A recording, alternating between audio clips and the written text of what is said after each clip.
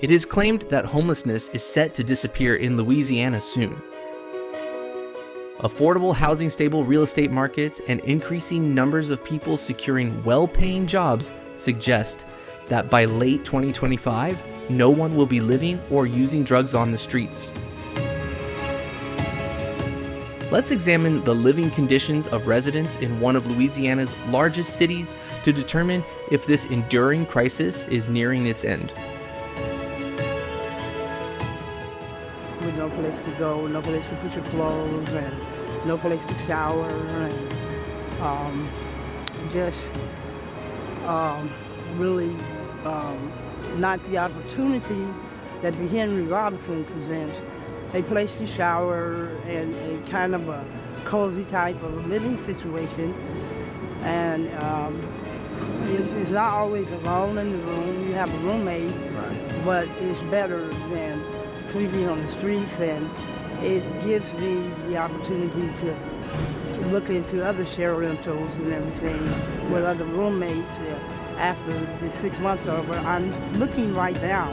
You're trying to find for another a senior citizen apartment or housing place that doesn't have a long waiting list. Every place probably has a waiting list. Yeah. Sad. But if anybody knows of something that doesn't have a long waiting list, they can just send my mail. Came down here for a job. Job didn't work out. I resigned the position. I didn't get fired. And I thought I could pick up another job real quick. That didn't happen. That was 2 years ago. I'm a professional. I have degrees. Just no work down here in my profession. And I ended up on the streets going to the New Orleans mission right over here. And that was fine. They let you in the front door. You know, you just knock on the door and say, do you have a bed? And they'd say, okay, you got a bed. Now, if you want to go into the mission, it's $5 a night. And we're talking about people that don't have a job, don't have any way of really making money. Me personally, alcohol caught up with me, so I have a real hard time making money of any kind. But it's like, if you don't have $5 to go on the mission, then you sleep on the sidewalk. In New Orleans, if you sleep on the sidewalk or in a park or something like that, you go to jail. So there's no alternatives for people on the street. You either go to jail or you find some way to get $5 to get into the mission. And if you panhandle, if you ask people for money, you're still going to jail because that's against the law here. New Orleans, the cradle of American soul and resilience, now confronts a harsh reality. How did it become one of the most unforgiving places for the poor in modern America? As rental costs soar and mental health services crumble, more families are pushed onto the streets. Children, veterans, and seniors now reside mere steps from bars and music venues. This documentary reveals it's not just a local problem, it's a vivid reflection of what homeless in America means today. What happens when a city renowned for celebration can no longer safeguard its own?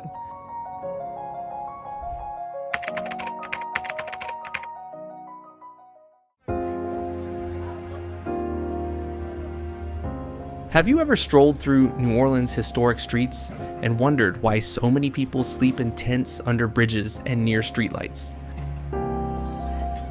In early 2024, the metro area, including Jefferson Parish, recorded over 1,400 individuals experiencing homelessness, a 5% increase from the prior year, a troubling surge. While the number of unsheltered people dropped by 12%, this change doesn't signal improvement. It simply shows more individuals are entering shelters, not permanent homes. Even more concerning is the 78% spike in homelessness among those aged 65 and older. In a city celebrated for its resilience, how have we allowed senior citizens to sleep on sidewalks?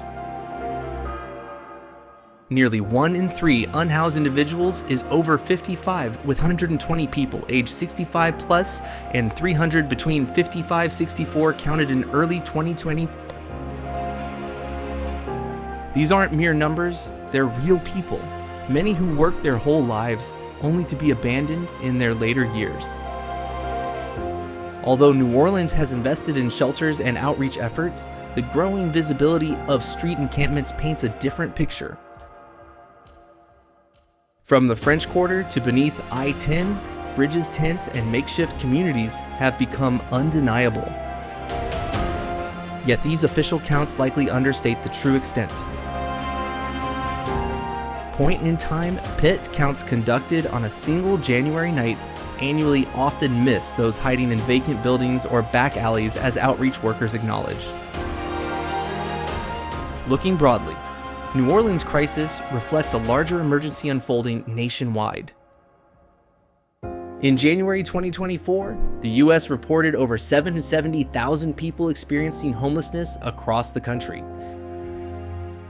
This is the highest figure since national tracking began. Within this staggering total, New Orleans serves as one stark example of what it means to be homeless in America, not just lacking shelter, but without a system that acknowledges, protects, or offers a fresh start. From my perspective, New Orleans isn't merely grappling with a housing shortage, it's facing a leadership void. The city can mobilize for Mardi Gras or recover from hurricanes, yet it seems paralyzed when it comes to aiding its most vulnerable. I've passed the same tents for months, sometimes years, and the silence surrounding them drowns out the brass bands. If this is the best one of America's most iconic cities can manage, what does that say about the nation? This isn't just a housing problem, it's a moral challenge, one that New Orleans and much of America is failing.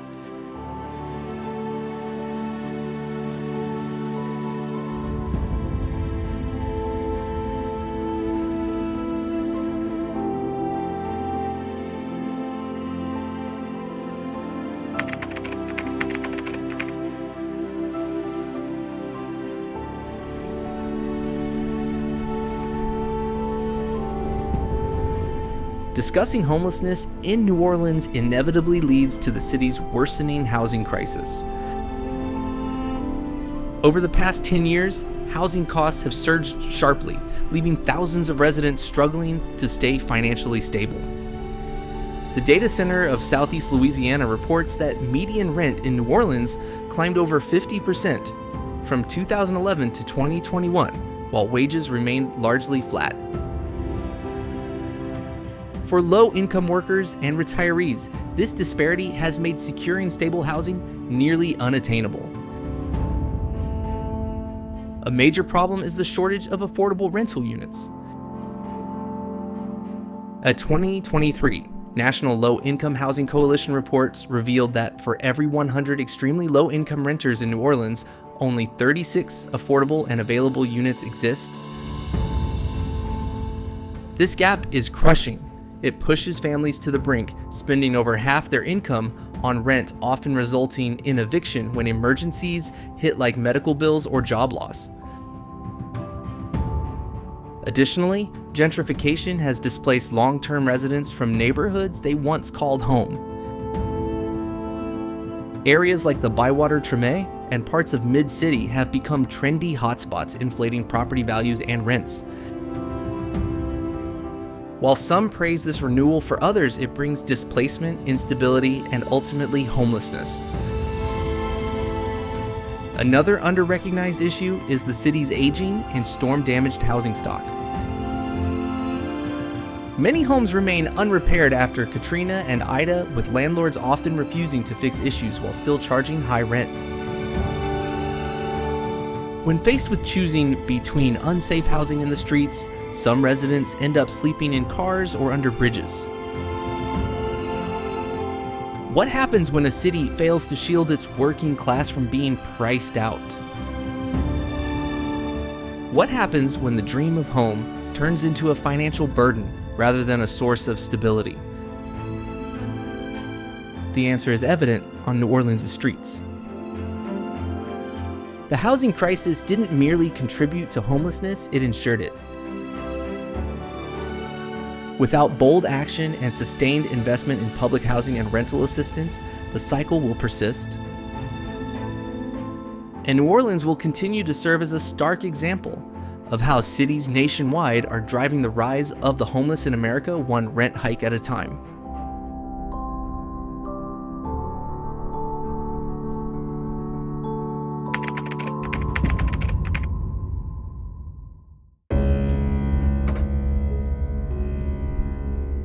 When addressing homelessness in New Orleans, it's crucial to look beyond the surface and consider the internal struggles many face, especially those tied to addiction and mental health. While these challenges don't cause homelessness, for all, they often make, escaping it significantly tougher. A 2023 report from the Substance Abuse and Mental Health Services Administration, SAMHSA, states that roughly 30 to 40% of people experiencing homelessness in the U.S. have a serious mental health condition, while over 50% report some type of substance use disorder. In New Orleans, these numbers are likely higher due to the city's limited access to sustained behavioral health services and treatment options. In recent years, the city has observed a marked increase in the use of synthetic drugs like fentanyl and methamphetamine. These substances, often more powerful and accessible than traditional drugs, can impair judgment, relationships, and physical well-being. Yet what's frequently ignored is that many turn to these drugs not for escape, but for relief from anxiety, trauma, or untreated mental health conditions. Moreover, the stress of street life, constant relocation uncertainty, and lack of privacy can heighten anxiety and make recovery even harder. Without a stable setting or reliable access to care, even the most determined individuals may remain trapped in a cycle. So, how can someone start healing without a safe place to sleep or store medications? It's a question that continues to challenge outreach workers and healthcare providers alike. Promisingly, some local nonprofits are collaborating with mobile clinics and drop-in centers to deliver health services directly to the unhoused. Initiatives combining mental health support with housing show potential. Yet these programs remain limited in reach, with funding often unreliable. In the broader context, the overlap of addiction, mental health, and housing is a vital aspect of understanding homeless in America. Tackling just one of these issues is rarely sufficient. Instead, lasting solutions must be comprehensive, integrating stable housing, supportive care, and dignity-focused services.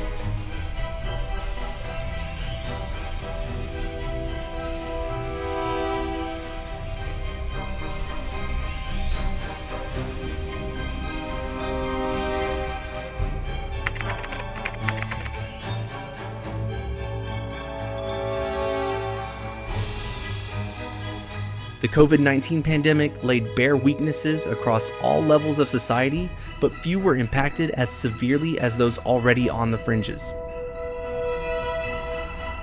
In New Orleans, the virus didn't just overwhelm hospitals and close businesses, it deepened the homelessness crisis in ways still being felt. During the pandemic's peak, shelters faced a tough decision: cut capacity or risk becoming virus transmission hubs. Many slashed available beds by half or more to comply with distancing rules. This left hundreds with no place to turn. Meanwhile, public spaces like libraries and community centers, often the only spots where unhoused people could access bathrooms, internet, or shelter from the elements, were shuttered for months. Federal and local governments responded with urgent measures. Hotel voucher initiatives provided temporary housing, and eviction moratoriums slowed the pace of people losing homes. Yet, despite these efforts, many slipped through the gaps. Those without formal leases, staying with friends, or living in cars often missed out on protections. Consequently, the number of people on the streets rose, especially among families and younger adults. How do you stay safe at home when you have no home to start with? In a city already struggling with limited healthcare infrastructure, the pandemic made accessing basic care even harder for those experiencing homelessness.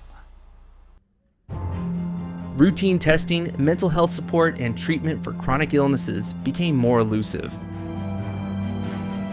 For some, lacking ID or insurance created additional obstacles. While mobile clinics and temporary outreach programs emerged to bridge the gap, these were never intended as permanent fixes. Despite the hardships, COVID-19 also prompted new discussions about equity and public health. It pushed local leaders to recognize that homelessness isn't solely a housing problem, it's closely tied to community well-being. In this way, New Orleans became a reflection of a broader reality about homeless in America when crises strike the most vulnerable, suffer first, and recover last. While vaccines, jobs, and services have returned, for many those without homes still await stability, and for someone to remember they're part of the recovery too.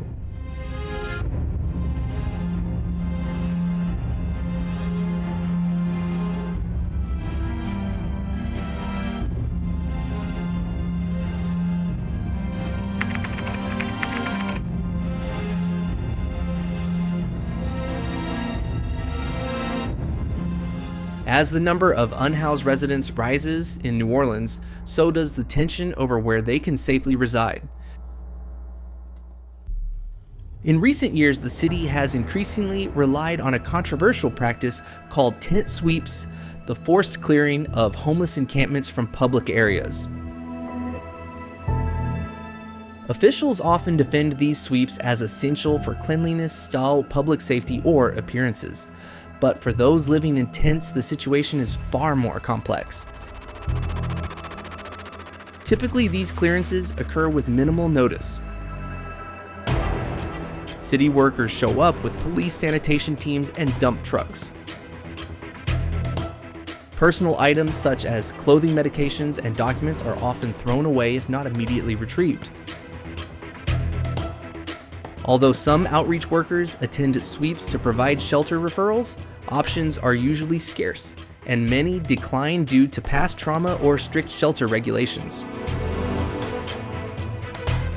Where are people supposed to go when every spot they settle in is swept away? In theory, tent sweeps aim to link individuals with housing or services. In practice, many feel these actions resemble displacement more than support. In some instances, individuals return to the same location days later only to face removal again. This cycle exhausts city resources and fosters instability, complicating efforts by outreach teams to build trust or monitor progress. Moreover, the locations of many sweeps under highways near tourist zones or along public parks raise tough questions about whose priorities are being served. Are these measures about health and safety or about concealing the issue from sight?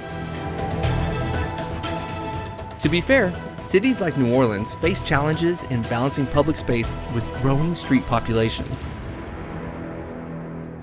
Yet critics argue that relentless removals without providing lasting housing are not solutions, they're postponement tactics.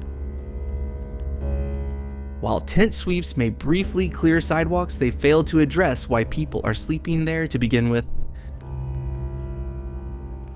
Once again, this local approach mirrors a broader national trend. Across cities, similar sweeps are occurring, revealing a deeper truth about the homeless in America. The issue isn't unseen, it's being overlooked, relocated, and criminalized.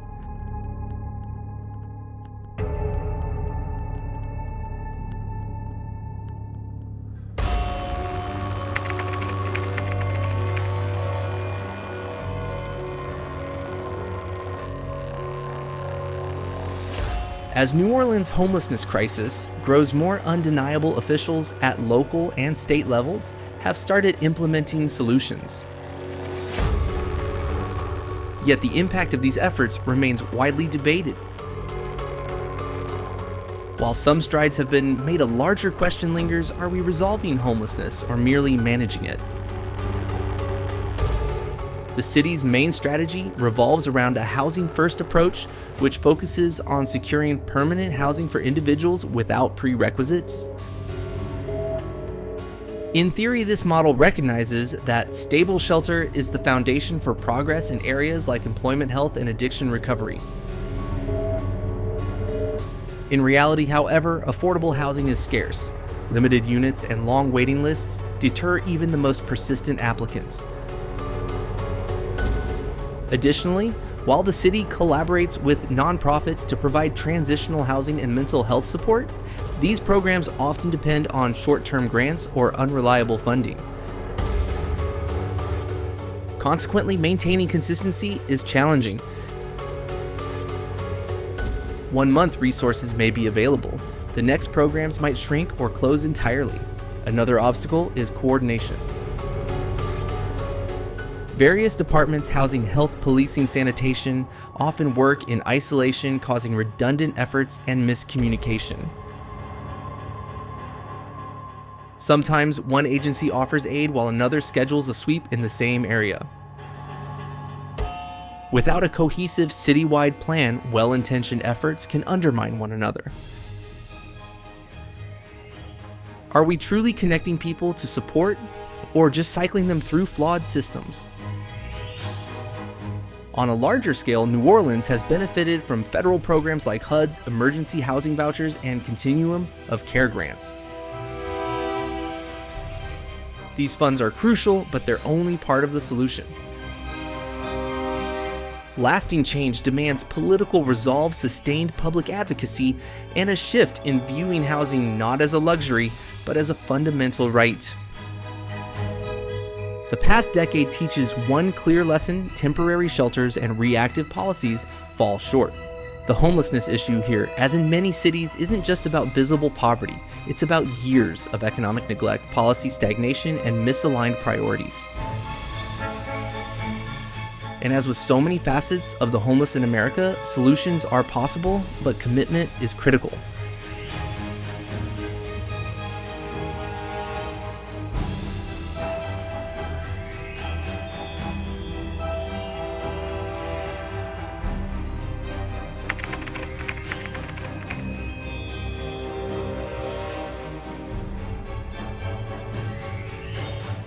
When I reflect on New Orleans' homelessness crisis, I find myself torn between two realities. On one hand, it's hard not to feel empathy for those without shelter. No one chooses to sleep on the pavement or queue for meals unless life has left them no other options. The stories I've heard of job loss, medical crises, or abusive households are real and heart-wrenching. In this way, the system has let them down. Housing has become a privilege and survival feels like a gamble. It's no surprise why so many now embody the rising face of the homeless in America. Yet we can't overlook the complexity. Some people decline assistance not out of pride, but because past experiences have scarred them. Some avoid shelters due to rigid rules, crowded conditions, or trauma from previous institutional environments. Others grapple with addiction or mental health issues that complicate consistent care. And yes, in rare cases, some resist returning to structured living entirely. This doesn't diminish their struggles, but it prompts tough questions. How far should society go to accommodate resistance? And where do we draw the line between compassion and enabling? Similarly, I see local governments making efforts, but often too late, too small, or too poorly executed. Tent sweeps, for example, may aim to safeguard public health or local businesses, but they often seem like superficial fixes. Moving people without providing real solutions only breeds mistrust. Yet it's also unfair to expect city workers to resolve decades of policy failures overnight. Should we fault the mayor's office or the federal government that let housing deteriorate for generations? Ultimately, New Orleans reveals both the urgency and the boundaries of empathy. We need housing and support systems, absolutely, but also accountability from both the system and those within it. The city cannot flourish while leaving part of its spirit on the streets. Yet solving this isn't about picking sides. It's about facing reality with honesty and compassion and recognizing that homeless in America is not someone else's story. It's ours.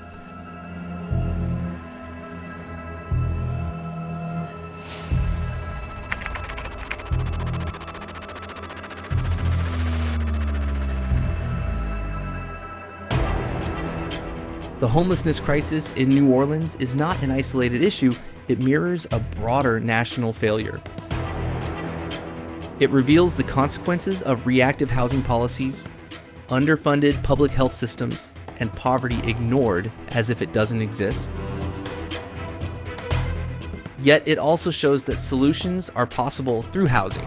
First approaches unified services, and most critically, a change in public commitment. But can we truly repair a system that permitted this crisis to fester for so long? Are we prepared to view housing as a fundamental right, not a luxury? New Orleans may be known for resilience, but resilience shouldn't mean surviving in tents. It should mean dignity, opportunity, and support for everyone. Until we recognize every unhoused person as part of our collective future, the crisis of the homeless in America will persist not just on our streets, but in our principles.